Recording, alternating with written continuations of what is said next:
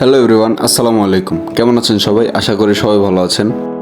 আজকে আপনাদের সাথে শেয়ার করব বৈষম্য বিরোধী কোটা আন্দোলনের শিক্ষার্থীরা কিভাবে ট্রাফিক আইন মেনটেন করছিল, শিক্ষার্থীরা কিভাবে ট্রাফিক আইন মানতে বাধ্য করছিল সবাইকে, এবং তারাও নিজেরা খেটে যাচ্ছিল সবাইকে ট্রাফিক আইন মানানোর জন্য।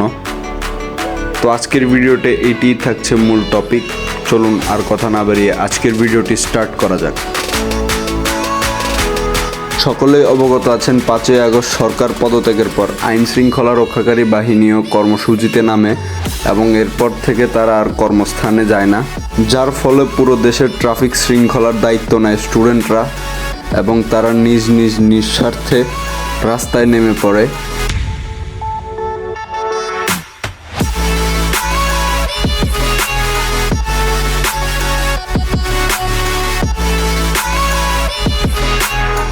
শিক্ষার্থীদের এত কঠোর নজরদারির পরেও কিন্তু বিভিন্ন ধরনের অপকর্ম চলছে।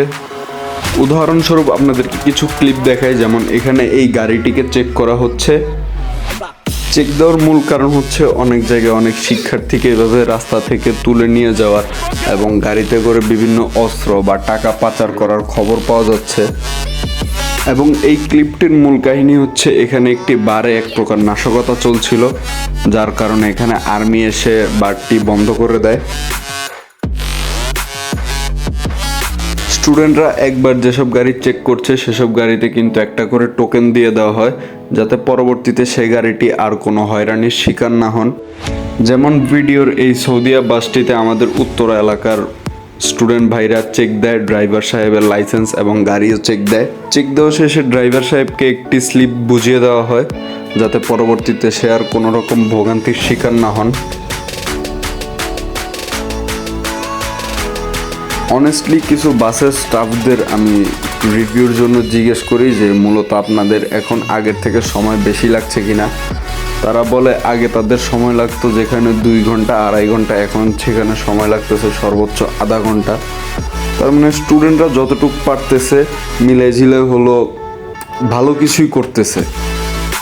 তবে আপনারা সবসময় সতর্ক এবং সাবধান থাকার চেষ্টা করবেন। নিজের অভিজ্ঞতা থেকে শেয়ার করি।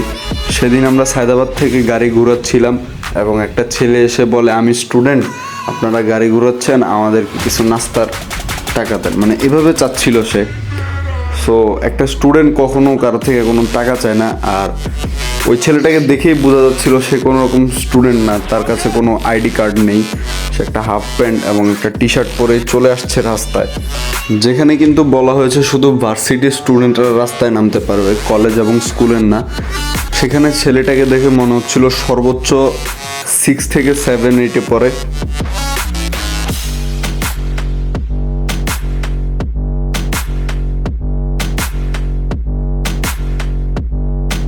আজকের ভিডিওটা ছিল এই পর্যন্তই। সবাই সতর্ক থাকবেন, সাবধান থাকবেন এবং দেশ মেরামতে অবশ্যই সাহায্য করবেন। আসসালামু আলাইকুম।